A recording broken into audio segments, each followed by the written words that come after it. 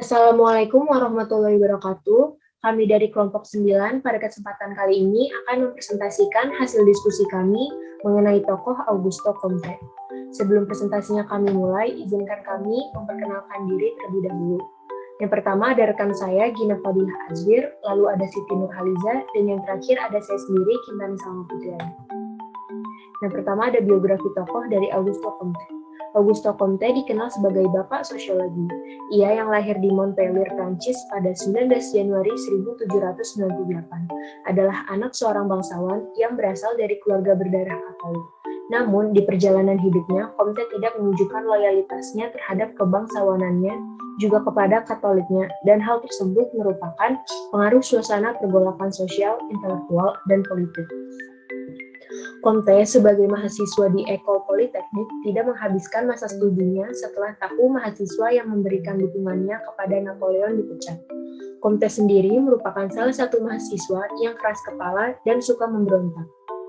Hal tersebut menunjukkan bahwa Comte memiliki prinsip dalam menjalani kehidupannya, yang pada akhirnya Comte menjadi seorang profesional dan meninggalkan dunia akademisnya, memberikan les ataupun bimbingan singkat pada lembaga pendidikan kecil maupun yang bentuknya privat. Hal-hal yang sebenarnya menarik perhatiannya dasarnya bukanlah yang berbau matematika, tetapi masalah-masalah sosial dan kemanusiaan. Nah, seperti yang tadi saya bilang, Augusto Comte ini yang sebenarnya menarik perhatiannya itu bukan yang berbau matematika, tetapi masalah-masalah sosial dan kemanusiaan. Yang pertama ada perkembangan masyarakat. Kehidupan terus bergulir. Comte mulai melalui kehidupannya dengan menjadi dosen penguji, pembimbing, dan mengejar mahasiswa secara private. Walaupun begitu, penghasilannya tetap tidak mencukupi kehidupannya dan mengenai karya awal yang dia kerjakannya mandek. Keadaan itu mengembangnya sikap pemberang yang telah ada. Tidak jarang pula perdebatan yang dimulai Comte mengenai apapun diakhiri dengan perkelahian. Kegilaan atau kerajingan yang diderita Comte membuat Comte menjadi nekat dan sempat menceburkan dirinya ke sungai. Datanglah penyelamat kehidupan Comte yang bernama Caroline Nassim, seorang pekerja seks yang sempat dinikahi oleh Comte di tahun 1825. Caroline dengan tanpa pamrih merawat Comte seperti bayi, bukan hanya terbebani secara material saja, tetapi juga beban emosional dalam merawat Comte karena tidak ada perubahan perlakuan dari Comte untuk Caroline, dan hal tersebut yang mengakibatkan Caroline memutuskan pergi meninggalkan Comte. Comte kembali dalam kegilaannya lagi dan sengsara. Comte menganggap pernikahannya dengan Caroline merupakan kesalahan terbesar. Berlanjut kehidupan Comte yang mulai memiliki kestabilan emosi di tahun 1830. Tulisannya mengenai filsafat positif terbit sebagai jilid pertama. Terbitan jilid yang lainnya bertebaran hingga tahun 1842. 3 hal yang dapat menjadi ciri pengetahuan seperti apa yang sedang Comte bangun, yaitu yang pertama, membenarkan dan menerima gejala empiris secara kenyataan. Yang kedua, mengumpulkan dan mengklasifikasikan gejala itu menurut hukum yang menguasai mereka. Dan yang ketiga, memprediksikan fenomena-fenomena yang akan datang berdasarkan hukum-hukum itu dan mengambil tindakan yang dirasa bermanfaat.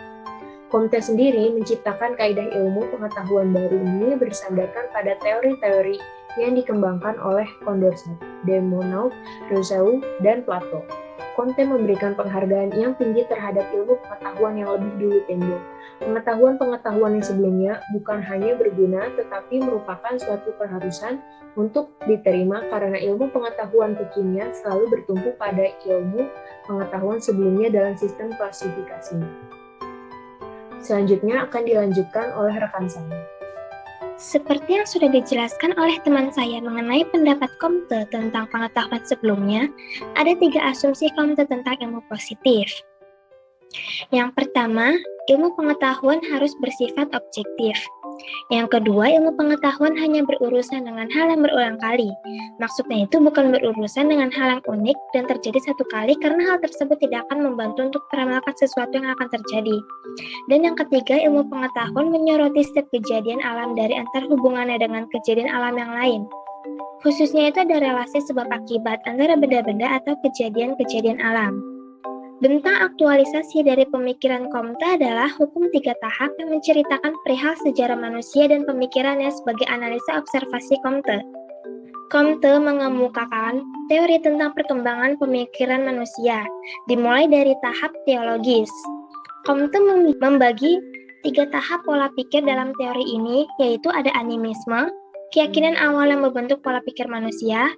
Lalu politeisme, manusia menganggap roh-roh dalam benda sebagai pengatur kehidupan dan sang dewa yang mengatur kehendak manusia. Contoh konkretnya yaitu Dewa Thor saat membenturkan gondam nyala yang membuat guntur terlihat. Dan yang terakhir ada monoteisme, yaitu manusia percaya bahwa ada satu Tuhan yang mengendalikan alam.